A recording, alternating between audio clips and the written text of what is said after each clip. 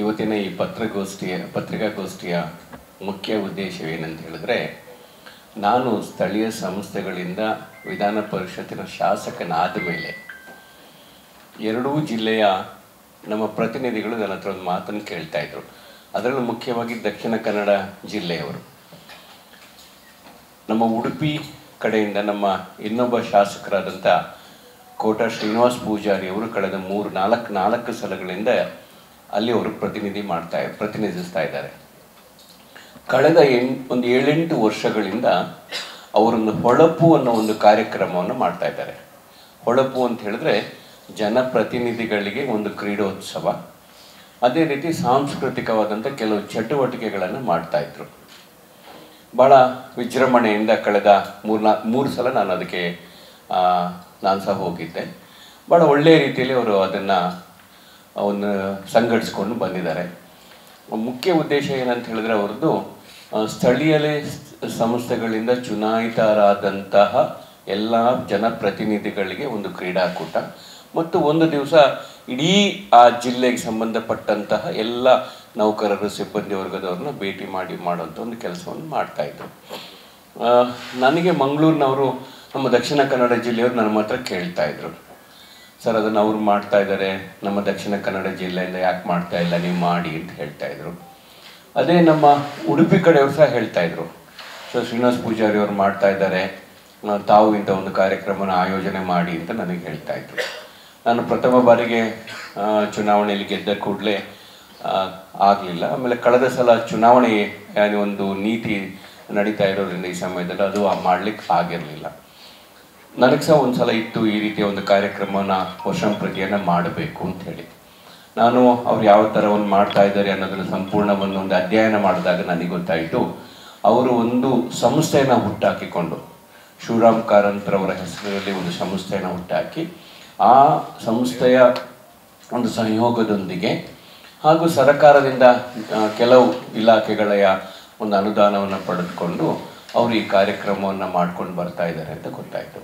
ಹಾಗಾಗಿ ನನ್ನ ಮಿತ್ರರಲ್ಲಿ, ಅದರಲ್ಲೂ ನಾನು ಮುಖ್ಯವಾಗಿ ನಮ್ಮ ಜಿಲ್ಲಾ ಅಧ್ಯಕ್ಷರು, ನನ್ನ ಮಿತ್ರರು ಶಾಸಕರಾದ ಅವ್ರ ಹತ್ರ ಮಾತಾಡಿದಾಗ ಅವರು ಸಹ ನನಗೆ ಸಲಹೆಯನ್ನು ಕೊಟ್ಟರು, ಹೌದು ಈ ರೀತಿ ಮಾಡೋದ್ರಿಂದ ಒಳ್ಳೆಯದಾಗುತ್ತೆ, ಮಾಡೋಣ ನಾವೆಲ್ಲ ಸೇರಿ ಅಂಥೇಳಿ. ಹಾಗಾಗಿ ನಾನು ಕಳೆದ 5-6 ಬಾರಿ ಗ್ರಾಮ ಪಂಚಾಯಿತಿಯ ಸದಸ್ಯರು ಮತ್ತು ಈ ಪಂಚಾಯತ್ ರಾಜ್ಯದ ಒಂದು ವ್ಯವಸ್ಥೆಯಲ್ಲಿ ಬಹಳಷ್ಟು ಅನುಭವವನ್ನು ಪಡೆದಂಥ ಸುಭಾಷ್ ಚಂದ್ರ ಶೆಟ್ಟರ್ ಅವರನ್ನು, ಹಾಗೂ ನಮ್ಮ ಕಾರ್ಪೊರೇಟ್ರು, ನಮ್ಮ ಯುವ ನಾಯಕ ಆದಂಥ ಪ್ರವೀಣ್ ಚಂದ್ರ ಆಳ್ವ ಅವರನ್ನು ಮತ್ತು ಲಾರೆನ್ಸ್ ಅವರನ್ನು, ಇವ್ರನ್ನೆಲ್ಲ ಭೇಟಿ ಮಾಡಿ ಇದನ್ನು ಹೇಳಿದಾಗ ಅವರು ಒಪ್ಕೊಂಡ್ರು. ನಾನು ಹೇಳಿದೆ, ಇದನ್ನು ನಾವು ಸ್ಥಳೀಯ ಸಂಸ್ಥೆಗಳಿಂದ ಅಂತ ಮಾಡಲಿಕ್ಕೆ ಆಗೋದಿಲ್ಲ, ಯಾವುದಾದ್ರೂ ಒಂದು ಟ್ರಸ್ಟನ್ನು ಮಾಡಬೇಕು.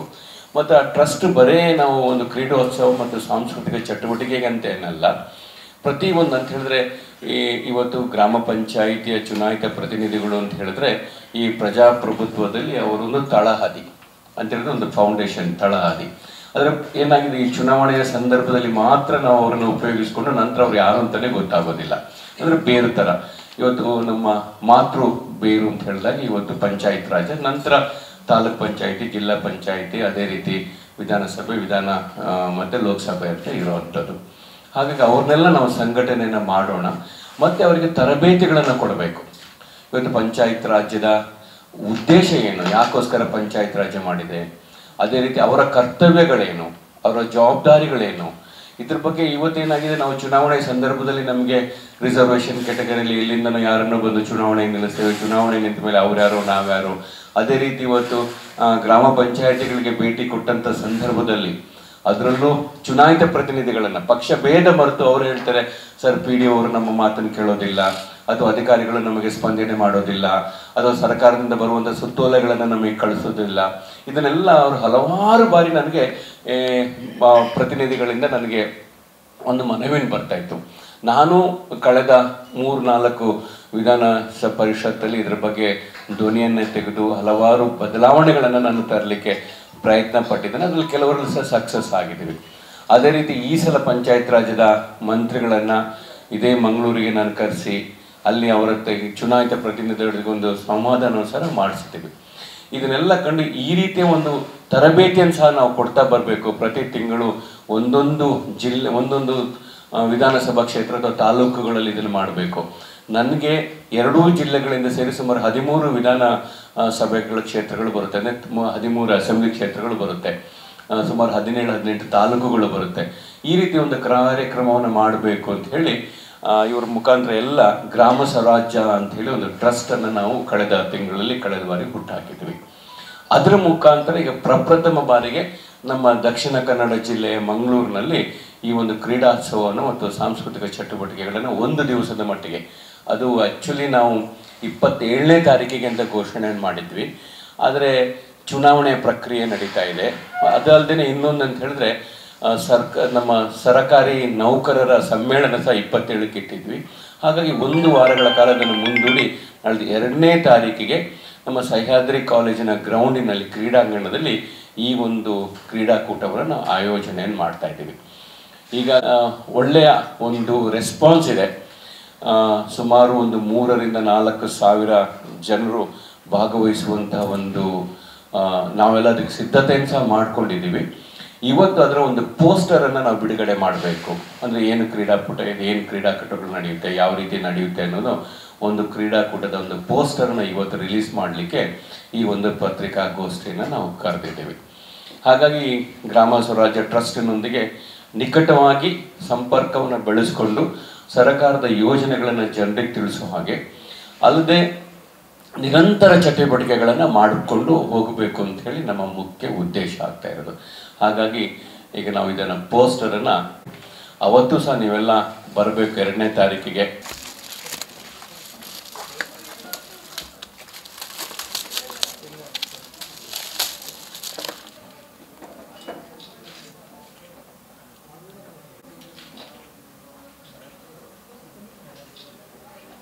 ನಮ್ಮ ಗೌರವ ಸಭಾಪತಿಗಳಾದಂಥ UT ಖಾದರ್ ಅವರು ಬರ್ತಾ ಇದ್ದಾರೆ.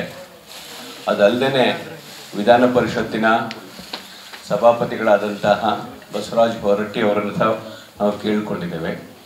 ಜಿಲ್ಲೆಯ ಎಲ್ಲ ಶಾಸಕರುಗಳನ್ನು ಇದಕ್ಕೆ ಆಮಂತ್ರಿಸ್ತಾ ಇದ್ದೀವಿ. ಹಾಗಿದು ಸಂಪೂರ್ಣವಾಗಿ ಜಿಲ್ಲಾ ಪಂಚಾಯಿತು, ಟ್ರಸ್ಟು ಮತ್ತು ಕೆಲವು ಇಲಾಖೆಗಳ ಸಹಯೋಗದೊಂದಿಗೆ ಈ ಕಾರ್ಯಕ್ರಮವನ್ನು ನಾವು ಆಯೋಜನೆ ಮಾಡಿರುವಂಥದ್ದು.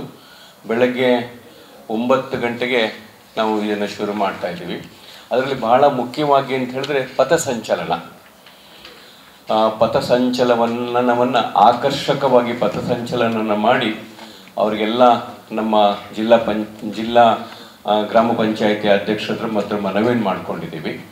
ಈ ಪಥಸಂಚಲನಕ್ಕೆ 50,000 ರೂಪಾಯಿ ನಗದು ಬಹುಮಾನವನ್ನು, ಪ್ರಥಮ ಬಹುಮಾನವನ್ನು, ದ್ವಿತೀಯವಾಗಿ 25,000 ರೂಪಾಯಿಯನ್ನು, ಹಾಗೂ ತೃತೀಯ ಬಹುಮಾನವಾಗಿ 10,000 ರೂಪಾಯಿ ಹಣವನ್ನು ಮತ್ತು ಇತರ ಬಹುಮಾನವನ್ನು ಸಹ ನಾವು ಕೊಡ್ತಾ ಇದ್ದೀವಿ. ಅಂತ ಹೇಳಿದ್ರೆ ಅದು ಭಾಳ ಆಕರ್ಷಕವಾಗಿ ಇವತ್ತು ಹೊಳಪುವಲ್ಲಿ ಅವರ ಮುಖ್ಯ ಕಾರ್ಯಕ್ರಮ ಅಂತ ಹೇಳಿದ್ರೆ ಪಥಸಂಚಲನ ಇರ್ತಾ ಇತ್ತು. ಅದೇ ರೀತಿಯನ್ನು ಇಲ್ಲಿ ಅದನ್ನು ಮಾಡಿಕೊಂಡು ಬಂದಿದ್ದೀವಿ. ಇದು ಹೈಲೈಟ್ಸ್ಗಳು. ಬೇರೆ ಏನಾದಂದರೆ ನಿಮಗೆ ಪತ್ರಿಕಾ ಪುಣ್ಯ ಇದನ್ನು ಸಹ ಕೊಟ್ಟಿದ್ದೀವಿ. ಕ್ರೀಡೆ ಸ್ಪರ್ಧೆಗಳು ಯಾವ್ಯಾವ ರೀತಿ ನಡೀತದೆ ಅಂತ ಹೇಳ್ಬಿಟ್ಟು ಇದರ ಪೂರ್ಣ ಸಿದ್ಧತೆಯನ್ನು ನಾವು ನಮ್ಮ ಸಹ್ಯಾದ್ರಿ ಕಾಲೇಜಿನ ಕ್ರೀಡಾಂಗಣದಲ್ಲಿ ನಾವು ಮಾಡ್ತಾ ಇದ್ದೀವಿ. ಮನವಿಯನ್ನು ಮಾಡ್ಕೊಂಡಿದ್ದೀವಿ. ಕ್ರೀಡಾ ಇಲಾಖೆಯಿಂದ ಮನವಿಯನ್ನು ಮಾಡಿದ್ದೀವಿ. ಅದೇ ರೀತಿ ಕನ್ನಡ ಮತ್ತು ಸಂಸ್ಕೃತಿ ಇಲಾಖೆಯಿಂದ ಮನವಿಯನ್ನು ಮಾಡ್ಕೊಂಡಿದ್ದೀವಿ. ಅದಕ್ಕೆ ಸ್ಪಂದನೆಯನ್ನು ಮಾಡಿದರೆ ನೋಡೋಣ ಅಂತ ಹೇಳಿಬಿಟ್ಟು. ಯಾಕೆಂತೇಳಿದ್ರೆ ಇಯರ್ ಎಂಡ್ ಬಜೆಟ್ ಇರೋದರಿಂದ ಅವರ ಅನುದಾನದಲ್ಲಿ ಕೆಲವ್ರದ್ದೆಲ್ಲ ಕಡಿತವಾಗಿರುತ್ತದೆ. ಹಾಗಾಗಿ ಅವರು ಕೊಡಲಿ ಬಿಡಲಿ ನಾವು ಮಾಡೋದಂತೂ ಗ್ಯಾರಂಟಿ ಅಂತ ಹೇಳಿ ಇದನ್ನು ಮಾಡ್ತಾ ಇದ್ವಿ. ಮತ್ತೆ ಇಲ್ಲಿ ಸುಮಾರು 240 ಚಿಲ್ಲರೆ ಮತ್ತು ಉಡುಪಿಲಿ ಸುಮಾರು 140-145 ಚಿಲ್ಲರೆ ಗ್ರಾಮ ಪಂಚಾಯಿತಿಗಳು ಬರುತ್ತೆ. ಇವ್ರು ಯಾರು ಯಾವಾಗಲೂ ಪರಸ್ಪರವಾಗಿ ಭೇಟಿ ಆಗೋದು ಯಾವಾಗಂದ್ರೆ ಇಂಥ ಕಾರ್ಯಕ್ರಮಗಳಲ್ಲಿ ಮಾತ್ರ. ಹೊಳಪಲ್ಲಿ ನಾನು ನೋಡಿದ್ದಾಗೆ ಈಗ ಎಲ್ಲೋ ಒಂದು ಪಂಚಾಯತಿಯವರು ಅಲ್ಲಿ ಸಿಗ್ತಿರ್ತಾರೆ, ಅವ್ರು ಮಾತಾಡ್ಕೊಳ್ತಾರೆ, ಅವ್ರಿಗೆ ಗೊತ್ತಾಗುತ್ತೆ ಯಾವ ಪಂಚಾಯತಿ ಏನು ಹಾಗೆ ಹೀಗೆ ಅಂತೇಳಿ ಅವ್ರಿಗೆ ಗೊತ್ತಾಗುತ್ತೆ. ಸೊ ಇದು ಒಂದು ಅವರ ಒಂದು ಭೇಟಿ ಆಗುವಂಥ ಒಂದು ಪಾಯಿಂಟ್ ಒಂದು ಸ್ಥಳ ಅಂತ ಹೇಳಿದ್ರು ತಪ್ಪಾಗಲಾರ್ದು. ಯಾಕೆಂದರೆ 380 ಪಂಚಾಯತಿ ಜನರನ್ನ ಅವ್ರು ಭೇಟಿ ಆಗೋದು, ಅವ್ರು ಯಾವ್ಯಾವ ಪಂಚಾಯತಿ ಇದ್ದಾರೆ ಈ ರೀತಿ ಎಲ್ಲ ಮಾಡೋದು ಅಂಥೇಳಿ. ಅದರಲ್ಲಿ ಸಾಧ್ಯವಾದರೆ ಸೆಮಿನಾರ್ಗಳನ್ನು ಅರೇಂಜ್ ಮಾಡಬೇಕು ಅಂತಲೂ ಒಂದು ಮಾಡ್ಕೊಂಡಿದ್ದೀವಿ. ಯಾರಾದರೂ ಬಂದರೆ ಸೆಮಿನಾರ್ಗಳನ್ನು ಒಂದು ಅಥವಾ 2 ಸೆಮಿನಾರ್ಗಳನ್ನು ಅರೇಂಜ್ ಮಾಡಿ ಅವರು ಅದಕ್ಕೆ ಅಟೆಂಡ್ ಆಗೋದು ಯಾರಾದರೂ ಇದೆ ಅದನ್ನು ಅಟೆಂಡ್ ಆಗ್ಬೋದು ಅಂತಲೂ ಅದನ್ನು ಸಹ ಒಂದು ಮಾಡಿದ್ದೀವಿ. ಒಟ್ಟಾರೆಯಾಗಿ ಅವರು ಒಂದು ದಿವಸ ತಮ್ಮ ಎಲ್ಲ ಕಾರ್ಯ ಒತ್ತಡಗಳನ್ನು ಮರೆತು ಇದನ್ನು ಮಾಡಬೇಕು ಅಂತ ಹೇಳಿದ್ರು. ಆಮೇಲೆ ಸ್ಪೀಕರ್ ಅವರು ಒಂದು 2-3 ಸಲಹೆಗಳನ್ನು ಕೊಟ್ಟಿದ್ದಾರೆ. ಅದು ನೋಡಬೇಕು, ಅದು ಕಾರ್ಯಗತ ಮಾಡಲಿಕ್ಕೆ ಆಗುತ್ತಾ ಇಲ್ವಾ ಅಂತ ಹೇಳಿ. ನಾನು ನಿನ್ನೆ ಅವರಿಗೆ ಫೋನ್ ಮುಖಾಂತರ ಮಾತಾಡ್ಬೇಕಾದ್ರೆ ಅವ್ರು ಹೇಳ್ತಾ ಇದ್ರು, ಪಶುಸಂಗೋಪನೆಯ ಇಲಾಖೆಯವ್ರನ್ನ ಕರೆಸ್ಬಿಟ್ಟು ಅಲ್ಲೇ ಉತ್ತಮ ತಳಿಗಳನ್ನು ಬೇಕಾದರೆ ಪ್ರದರ್ಶನ ಮಾಡಿ ಅಂತ ಕೇಳ್ತಾ ಇದ್ರು. ಹಾಗಾಗಿ ಅವ್ರನ್ನ ಇನ್ನು ಆ ಡಿಪಾರ್ಟ್ಮೆಂಟ್ ಅವ್ರನ್ನ ಕೇಳಬೇಕದು ಆಗುತ್ತಾ ಅಂಥೇಳಿ. ಈ ರೀತಿಯ ಹಲವಾರು ಕಾರ್ಯಕ್ರಮಗಳನ್ನು ಮಾಡೋಣ ಅಂತ ಇದ್ದೀವಿ ನಾವು. ಆ್ಯಕ್ಚುಲಿ ಒಂದು ನಮ್ಮ ಎಕ್ಸ್ಪೆಕ್ಟೇಷನ್ ಒಂದು 3,000-4 ಸಾವಿರ, ಯಾಕೆಂತೇಳಿ 6,000 ಚಿಲ್ಲರೆ ಸದಸ್ಯರಿದ್ದಾರೆ ನಮ್ಮ ಚುನಾಯಿತ ಪ್ರತಿನಿಧಿಗಳು. ನಾವು ಈಗ ಆ 6,000 ಜನರನ್ನು ನಾವು ತಲುಪಲಿಕ್ಕೆ ನಾವು ಪ್ರಯತ್ನ ಪಡ್ತಾ ಇದ್ದೀವಿ. ಬೇರೆ ಬೇರೆ ತಾಲೂಕಿಗೆ ಬೇರೆ ಬೇರೆ ನಮ್ಮ ನಾಯಕರುಗಳನ್ನು ಉಸ್ತುವಾರಿಯನ್ನು ಕೊಟ್ಟು ಕಳಿಸ್ತಾ ಇದ್ದೀವಿ.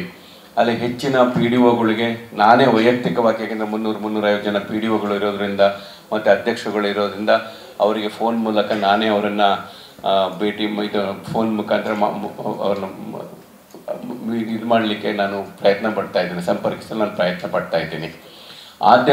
ಸಾಧ್ಯವಾದಷ್ಟು ನಮ್ಮ ಅದೇ ರೀತಿ ಮತ್ತೆ ನಿನ್ನೆ 2 ಜನ CEOಗಳನ್ನು ನಾನು ಮೀಟ್ ಮಾಡಿದ್ದೆ. ಉಡುಪಿಗೆ ಹೋಗಿದ್ದೆ, ಉಡುಪಿಯವ್ರನ್ನ ಮೀಟ್ ಮಾಡಿದ್ದೆ. ಅದೇ ರೀತಿ ಮಂಗಳೂರಿನ CEO ಆನಂದ್ ಅವರು ನಿನ್ನೆ ನಮ್ಮ ಗ್ರೌಂಡಿಗೆ ಸಹ ಬಂದು ನಿನ್ನೆ ಅವರು ಸುಮಾರು 1 ಗಂಟೆಗಳ ಕಾಲ ಆ ಗ್ರೌಂಡನ್ನೆಲ್ಲ ನೋಡಿ ಅವರು ಸಂಪೂರ್ಣ ಸಹಕಾರವನ್ನು ಕೊಟ್ಟಿದ್ದಾರೆ. ಬುಧವಾರ ನಾನು ಎಲ್ಲ EOಗಳನ್ನು ಅಂತ ಹೇಳಿದ್ರೆ ಮುಖ್ಯ ಕಾರ್ಯನಿರ್ವಹಣಾ ಅವ್ರ ಅಧಿಕಾರಿಗಳನ್ನು ಮನವಿ ಮಾಡ್ಕೊಂಡಿದ್ದೀನಿ. ಬುಧವಾರ ಬೆಳಗ್ಗೆ ಉಡುಪಿಯಲ್ಲಿ ಮತ್ತೆ ಸಾಯಂಕಾಲ ಮಂಗಳೂರಿನಲ್ಲಿ ಒಂದು ಸಭೆಯನ್ನು ಕರೀರಿ, ಮತ್ತು ಆದಷ್ಟು ಜನ ಅವರನ್ನೆಲ್ಲ ಬರಬೇಕು ಅಂತ ಹೇಳಿ ಅವ್ರನ್ನ ಮನವಿ ಮಾಡ್ಕೊಳ್ಬೇಕು ಅಂತಲೂ ಕೇಳಿದ್ದೀನಿ. ಇದಕ್ಕೆ ಮುಖ್ಯವಾಗಿ ನಮಗೆ ಬ್ಯಾಕ್ ಬೋನ್ ಯಾರು ಅಂತ ಹೇಳಿದ್ರೆ ದೈಹಿಕ ಶಿಕ್ಷಕರು. ಸುಮಾರು ಒಂದು 3,000 ಸಾವಿರ ಜನ ಬಂದಾಗ ನಮಗೆ ಆ ತಂಡಗಳನ್ನು ಅವ್ರಿಗೆ ಬೇಕಾದಂಥ ಎಲ್ಲ ಒಂದು ಕಾರ್ಯಕ್ರಮ ಉತ್ತಮ ರೀತಿಯಲ್ಲಿ ಸಿದ್ಧತೆಯನ್ನು ಮಾಡಲಿಕ್ಕೆ ನಮಗೆ ದೈಹಿಕ ಶಿಕ್ಷಕಗಳ ಅಪಾರ ಅಗತ್ಯ. ಹಾಗಾಗಿ ಮಂಗಳೂರು ದಕ್ಷಿಣ ಕನ್ನಡ ಮತ್ತು ಉಡುಪಿ ದೈಹಿಕ ಶಿಕ್ಷಕರ ಸಂಘದವ್ರನ್ನ ಭೇಟಿ ಮಾಡ್ಕೊಂಡಿದ್ವಿ. ಸುಮಾರು ಒಂದು 100 ಜನ ನಮಗೆ ದೈಹಿಕ ಶಿಕ್ಷಕರು ಬೇಕಾಗ್ತಾ ಇದ್ದಾರೆ. ಅವರುಗಳು ಸಹ ಸಂಪೂರ್ಣ ಒಂದು ಸಹಕಾರವನ್ನು ಕೊಟ್ಟು ಮಾಡ್ತಾ ಇದ್ದಾರೆ. ಅದೇ ರೀತಿ ನಮ್ಮ ಸಹ್ಯಾದ್ರಿ ಕಾಲೇಜಿನ MBA ಮಕ್ಕಳನ್ನು, ಯಾಕೆಂತ ಹೇಳಿದ್ರೆ ಮುಖ್ಯ ಉದ್ದೇಶ ಏನಂತ ಹೇಳಿದ್ರೆ MBAದವರಿಗೆ ಗ್ರೌಂಡ್ ರಿಯಾಲಿಟಿ ಗೊತ್ತಿರಬೇಕು. ಅವ್ರಿಗೆ ನಾಳೆ ಮಾಸ್ಟರ್ ಆಫ್ ಬಿಸ್ನೆಸ್ ಅಡ್ಮಿಷನ್ ಇಲ್ಲಿದ್ದಾರೆ ಸ್ಟೂಡೆಂಟ್ ಅಲ್ವಾ, ಗೊತ್ತಿರಬೇಕು ಅಂತ ಹೇಳಿದ್ರೆ MBAಗೆ ಗೊತ್ತಿರಬೇಕಂತ ನಾನು ಅವ್ರ ಮನವಿ ಮಾಡ್ಕೊಂಡಿದ್ದೀನಿ. ಏನಂತ ಹೇಳಿದ್ರೆ ಗ್ರಾಮ ಪಂಚಾಯಿತಿ ಅಂತ ಹೇಳಿದೇನು ಯಾವ್ಯಾವ ರೀತಿ ಇದ್ದಾರೆ ಅಂತ ಒಂದು ಕೇಸ್ ಸ್ಟಡಿ ಸಹ ಮಾಡಿ ಅಂತೇಳಿ ಹೇಳ್ಕೊಂಡಿದ್ದೀನಿ. ಹಾಗಾಗಿ ಅವರನ್ನು ಸಹ ಇದರಲ್ಲಿ ನಾವು ಸಂಪೂರ್ಣವಾಗಿ ತೊಡಗಿಸ್ಕೊಳ್ತಾ ಇದ್ದೀನಿ. ಈ ಕಾರ್ಯಕ್ರಮವನ್ನು ನಮ್ಮ ಉಡುಪಿ ಮತ್ತು ದಕ್ಷಿಣ ಕನ್ನಡ ಜಿಲ್ಲೆಯ ಸ್ಥಳೀಯ ಆಡಳಿತ ಸಂಸ್ಥೆಯಿಂದ ಚುನಾಯಿತರಾದಂಥ ಸನ್ಮಾನ್ಯ ಸ್ನೇಹಿತರಾದ ಮಂಜುನಾಥ್ ಭಂಡಾರಿ ಅವರು ಹಮ್ಮಿಕೊಂಡಿದ್ದಾರೆ. ಅವರು ಈಗಾಗಲೇ ಹೇಳಿದ ಹಾಗೆ ಗ್ರಾಮ ಪಂಚಾಯತ್ನ ಸದಸ್ಯರು ಪ್ರತಿಯೊಂದು ಗ್ರಾಮದಲ್ಲಿ ಮೂಲೆಯಲ್ಲಿರುವಂಥವರು ಒಂದು ವರ್ಷಕ್ಕೆ 1-2 ಸಲ ಜಿಲ್ಲಾ ಮಟ್ಟದಲ್ಲಿ ಸೇರಿಕೊಂಡು ಎಲ್ಲರೂ ಒಂದು ಸ್ನೇಹ ಸಮ್ಮೇಳನದ ಥರ, ಅದರಿಂದ ಅವರಿಗೆ ಸಂಪರ್ಕ ಬೆಳೀತದೆ ಮತ್ತು ಅವರಿಗೆ ಒಂದು ರೀತಿ ಒಳ್ಳೆಯ ಒಂದು ವಾತಾವರಣ ಸೃಷ್ಟಿ ಆಗ್ತದೆ. ಅದನ್ನು ಸೃಷ್ಟಿ ಮಾಡಬೇಕು ಅನ್ನೋಂಥ ಉದ್ದೇಶದಿಂದ ಈ ಕಾರ್ಯಕ್ರಮವನ್ನು ಹಮ್ಮಿಕೊಂಡಿದ್ದಾರೆ. ಬಹುಶಃ ಅವರು ಹೇಳಿದಾಗೆ ಕೋಟ ಶ್ರೀನಿವಾಸ ಪೂಜಾರಿ ಅವರು ಏನು ಇದನ್ನು ಪ್ರಾರಂಭ ಮಾಡಿದ್ರ ಅದನ್ನು ಎಲ್ಲ ಮತ್ತಷ್ಟು ಪಂಚಾಯತ್ ಸದಸ್ಯರ ಒಂದು ಬೇಡಿಕೆಯ ಮೇರೆಗೆ ಮಾಡಿದ್ದೇನೆ ಅನ್ನುವಂಥದ್ದು. ಮತ್ತು ಅವರು ಸ್ಥಳೀಯ ಆಡಳಿತ ಸಂಸ್ಥೆಯಿಂದ ಚುನಾಯಿತರಾದ ಮೇಲೆ ಹೆಚ್ಚಾಗಿ ಅವರು ಸ್ಥಳೀಯ ಆಡಳಿತ ಸಂಸ್ಥೆಗಳನ್ನೇ ಕಾನ್ಸಂಟ್ರೇಟ್ ಮಾಡಿ ಅವರ ಕಾರ್ಯಕ್ರಮಗಳನ್ನು ಹಾಕ್ಕೊಳ್ತಾರೆ. ಅವರಿಗೆ ಸಿಗುವಂಥ ವಾರ್ಷಿಕ ನಮ್ಮ ಧನ ಸರ್ಕಾರದಿಂದ ನಮಗೆ ಒಂದು ವಾರ್ಷಿಕವಾಗಿ 2 ಕೋಟಿ ರೂಪಾಯಿ ಅನುದಾನ ಕೊಡ್ತಾರೆ. ಈ ಅನುದಾನವನ್ನು ಕೂಡ ಅವರು ಸಮಾನವಾಗಿ ಎಲ್ಲ ಗ್ರಾಮ ಪಂಚಾಯತ್ಗಳಿಗೆ ಕೂಡ ಹಂಚುವಂಥದ್ದನ್ನು ಮಾಡ್ತಾ ಇದ್ದಾರೆ. ಬೆಲೆಯಲ್ಲಿ ಕೂಡ ಅದು ಅಪವ್ಯಯವಾಗದಂತೆ, ಯಾಕೆಂದರೆ ಅವರಿಗೆ ಮತ ಕೊಟ್ಟವರು ಪಂಚಾಯತ್ ಸದಸ್ಯರು, ಆದ್ದರಿಂದ ಪಂಚಾಯತಿಗೆ ಅದನ್ನು ವಿನಿಯೋಗ ಮಾಡಬೇಕು ಅನ್ನೋದು ಉದ್ದೇಶದಿಂದ ಮತ್ತು ಬೇರೆ ಬೇರೆ ಮೂಲಗಳಿಂದ ಕೂಡ ಅವರು ಹಣವನ್ನು ಸರ್ಕಾರದಿಂದ ತೆಗೆದುಕೊಂಡು ಹಂಚುವಂಥ ಕೆಲಸವನ್ನು ಮಾಡ್ತಿದ್ದಾರೆ. ಮತ್ತು ನಾವು ಪಕ್ಷದ ಒಂದು ವಿಚಾರವಾಗಿ ಹೇಳುವುದಾದರೆ ಕೂಡ ಪ್ರತಿ ಗ್ರಾಮ ಪಂಚಾಯತನ್ನು ಮತ್ತು ಜಿಲ್ಲಾ ಪಂಚಾಯತ್ ವ್ಯಾಪ್ತಿಯನ್ನು ಪಕ್ಷದ ಮುಖಾಂತರ ನಮ್ಮ ಪಕ್ಷದ ಸದಸ್ಯರನ್ನು ಸೇರಿಸುವ ಮುಖಾಂತರ ಅದು ಪಕ್ಷದ ಸಂಘಟನೆ ಅವರು ಒಂದು ಪಕ್ಷದಿಂದ ಗೆದ್ದವರು ಆ ಕೆಲಸದಲ್ಲಿ ಕೂಡ ತೊಡಗಿಸಿಕೊಂಡಿದ್ದಾರೆ. ಇವತ್ತು ಒಂದು ರೀತಿ ಒಂದು ಪಕ್ಷದ ಕಾರ್ಯಕ್ರಮಗಳು, ಇನ್ನೊಂದು ರೀತಿ ಪಂಚಾಯತ್ನ ಎಲ್ಲ ಸದಸ್ಯರಿಗೆ ಬೇಕಾದಂಥ ಕಾರ್ಯಕ್ರಮಗಳು, ಇದನ್ನು ಸರಿದೂಗಿಸಿಕೊಂಡು ಒಂದು ಒಳ್ಳೆಯ ದೃಷ್ಟಿಕೋನವನ್ನು ಇಟ್ಟುಕೊಂಡ ಕೆಲಸವನ್ನು ಮಾಡ್ತಾ ಇದ್ದಾರೆ. ನಾನು ಅವರಿಗೆ ಅಭಿನಂದನೆಗಳನ್ನು ಕೂಡ ಸಲ್ಲಿಸ್ತೇನೆ. ಇವತ್ತು ನಮ್ಮ ಮುಂದೆ ಕೂಡ ಅನೇಕ ಕಾರ್ಯಕ್ರಮಗಳನ್ನು ಅವರು ಹಮ್ಮಿಕೊಂಡಿದ್ದಾರೆ. ಪಂಚಾಯತ್ನಲ್ಲಿ ಪ್ರತಿಯೊಂದು ಪಂಚಾಯತ್ಗೆ ಭೇಟಿ ಕೊಟ್ಟು 0 ಪಂಚಾಯತ್ಗಳು, ಯಾವುದೇ ಒಂದು ಪಂಚಾಯತ್ನಲ್ಲಿ ನಮ್ಮ ಪಕ್ಷದ ಸದಸ್ಯರು ಇಲ್ಲದೇ ಇರುವಂಥದ್ದು ಅನೇಕ ಕಡೆಗಳಲ್ಲಿ ಒಂದೇ ಒಂದು ಸದಸ್ಯರು ಕೂಡ ಇಲ್ಲ. ಅಂಥ ಪಂಚಾಯತ್ಗಳಿಗೆ ನಾವು ಭೇಟಿಯನ್ನು ಕೊಟ್ಟು ಅಲ್ಲಿ ಕೂಡ ಸದಸ್ಯರಿಗೆ ಸ್ವಲ್ಪ ಉತ್ತೇಜನ ಮಾಡುವಂಥ ಕೆಲಸವನ್ನು ಕೂಡ ಮುಂದಿನ ದಿನಗಳಲ್ಲಿ ಹಮ್ಮಿಕೊಂಡಿದ್ದಾರೆ. ಅಂತೂ ಒಂದು ಒಳ್ಳೆಯ ಕ್ರೀಡೋತ್ಸವದ ಕಾರ್ಯಕ್ರಮ ಹಮ್ಮಿಕೊಂಡು ಗ್ರಾಮ ಪಂಚಾಯತ್ನ ಸದಸ್ಯರಿಗೆ ಒಳ್ಳೆಯ ವಾತಾವರಣ ಸೃಷ್ಟಿ ಮಾಡಿದಂಥ ಭಂಡಾರಿಯವರಿಗೆ ನಾನು ಅಭಿನಂದನೆಗಳನ್ನು ಸಲ್ಲಿಸಿಕೊಂಡು ಈ ಕಾರ್ಯಕ್ರಮದ ಯಶಸ್ವಿಗಾಗಿ ತಾವು ಕೂಡ ಸಹಕಾರ ನೀಡಬೇಕು ಅಂತ ಹೇಳಿ ತಮ್ಮನ್ನು ಕೂಡ ನಾನು ಆತ್ಮೀಯವಾಗಿ ವಿನಂತಿಸ್ತೇನೆ. ಅಲ್ಲ, ಅದು ಅದನ್ನು ಹೇಳ್ತಾ ಇರೋದು ಮಂತ್ರಿಗಳ ಹತ್ರ ಹೇಳೋದಕ್ಕೆ ಮಂತ್ರಿಗಳು ಮಾತಾಡಿದ್ದೀನಿ ಅಂತ ಹೇಳಿ ನಾನು ಅದನ್ನು 0 ಅವರಲ್ಲಿ ನಾನು ಕೇಳಿದ್ದೆ. ಅದು ಸುಮಾರು ಜನ ಪತ್ರಿಕೆಗಳು ಬಂದಿತ್ತು. ನಾನು 0 ಅವರಲ್ಲಿ ಕೇಳಿದಾಗ ಮಂತ್ರಿಗಳು ಅದಕ್ಕೆ ಉತ್ತರ, ಅದ್ರಲ್ಲಿ ಏನಾಗಿದೆ ಅಂತ ಹೇಳಿದ್ರೆ ಕೆಲವು ಟೆಕ್ನಿಕಲಿ ಅದನ್ನು ಮಾಡ್ಲಿಕ್ಕೆ ಆಗ್ತಾ ಇಲ್ಲ. ಏನಿದು ಅವ್ರಿಗೆ ಹೇಳ್ತಾ ಒಂದು ಡಿಪಾರ್ಟ್ಮೆಂಟ್, ಬಟ್ ಇಲಾಖೆ ಸರ್ಕಾರಕ್ಕೆ ಸುಮಾರು 42 ಡಿಪಾರ್ಟ್ಮೆಂಟ್ಗಳಿದ್ದಾವೆ. ಹಾಗೆ ಕೆಲವರಲ್ಲಿ ಮಾಡ್ಲಿಕ್ಕಾಗೋದಿಲ್ಲ, ಯಾವುದನ್ನು ಮಾಡ್ಲಿಕ್ಕಾಗುತ್ತೆ ಅದನ್ನು ಮಾಡ್ತೀವಿ ಅನ್ನೋ ಮಾತನ್ನು ಕೊಟ್ಟಿದ್ದಾರೆ. ಹಾಗೆ ಪ್ರೊಟೆಸ್ಟ್ ಅವ್ರು ಏನು ಹೇಳಿದ್ದಾರೆ ಅಂತ ಹೇಳಿದ್ರೆ, ಖಾಲಿ ಕಪ್ಪು ಬಟ್ಟೆಯನ್ನು ನಾವು ಕೈಗೆ ಹಾಕ್ಕೊಂಡು ಮತ್ತು ಯಾವುದೇ ರೀತಿಯ ಕೆಲಸಗಳಿಗೆ ತೊಂದರೆ ಆಗದಂತೆ ನಾವು ಪ್ರೊಟೆಸ್ಟ್ ಮಾಡ್ತೀವಿ ಅಂತ ಹೇಳಿದ್ದಾರೆ. ಹಾಗಾಗಿ ಅವರ ಹಲವಾರು ಬೇಡಿಕೆಗಳನ್ನ ಕಳೆದ 2 ವರ್ಷಗಳಿಂದ ನನ್ನಿಂದ ಸಾಧ್ಯವಾದಷ್ಟು ಅಷ್ಟನ್ನು ನಾನು ಅಲ್ಲಿ ಕೌನ್ಸಿಲಲ್ಲಿ ಮಾತಾಡಿದ್ದೀನಿ ಮತ್ತು ಮಂತ್ರಿಗಳ ಹತ್ರ ಮಾತಾಡಿದ್ದೀನಿ. ಅದಕ್ಕೆ ಕೆಲವುದಕ್ಕೆ ಪರಿಹಾರ ಸಹ ನಾವು ಕೊಡಿಸಿದ್ದೀವಿ. At the par of the permanent ಎಂಪ್ಲಾಯೀಸಿಗೆ ಈಸ್ ಡಿಫ್ರೆಂಟ್. ಎಷ್ಟು ಲಕ್ಷ ಜನ ಅವರಿದ್ದಾರೆ, ಅದನ್ನು ಮಾಡ್ಲಿಕ್ಕೆ ಆಗೋದಿಲ್ಲ. But they support for us definitely. ಆಮೇಲೆ ನಿನ್ನೆ ರಾತ್ರಿ ಸಂಸತ್ ಸದಸ್ಯರಾದಂಥ ನಳಿನ್ ಕುಮಾರ್ ಕಟೀಲ್ ಈ ಕಾರ್ಯಕ್ರಮಕ್ಕೆ ಬರಬೇಕು ಅಂತ ನಾನು ಕೇಳ್ಕೊಂಡಿದ್ದೀನಿ. ಅವರು ಸಹ ಸಂಪೂರ್ಣವಾದ ಸಹಕಾರವನ್ನು ಕೊಟ್ಟು ಬರ್ತೀನಿ ಅಂತ ಹೇಳಿದ್ದಾರೆ. ಕೋಟ ಶ್ರೀನಿವಾಸ್ ಪೂಜಾರಿ ಅವರನ್ನು ವೈಯಕ್ತಿಕವಾಗಿ ನಾನು ಭೇಟಿ ಮಾಡಿ ಅವ್ರಿಗೆ ಸಹ ಆಹ್ವಾನವನ್ನು ಕೊಟ್ಟಿದ್ದೀನಿ. ಅವರು ಸಹ ಬರ್ತೀನಿ ಅಂತ ಹೇಳ್ತಿದ್ದಾರೆ. ಅದೇ ರೀತಿ ನಮ್ಮ ಜಿಲ್ಲೆಯ ಎಲ್ಲ ಶಾಸಕರುಗಳನ್ನು, ವಿಧಾನ ಪರಿಷತ್ ಎಲ್ಲ ಶಾಸಕರುಗಳನ್ನು, ವಿಧಾನಸಭೆ ಮತ್ತು ವಿಧಾನ ಪರಿಷತ್ 2 ಜಿಲ್ಲೆಗಳವರನ್ನು ಮನವಿಯನ್ನು ಮಾಡ್ಕೊಂಡಿದ್ದೀನಿ. ಸಹಕಾರವನ್ನು ಕೊಡಿ, ತಮ್ಮ ಸಲಹೆ ಸೂಚನೆಗಳನ್ನು ಕೊಡಿ ಅಂಥೇಳಿ. ಎಲ್ಲರೂ ಇದಕ್ಕೆ ಒಂದು ಉತ್ತಮವಾದ ಸ್ಪಂದನೆಯನ್ನು ಕೊಟ್ಟಿರ್ತಾರೆ.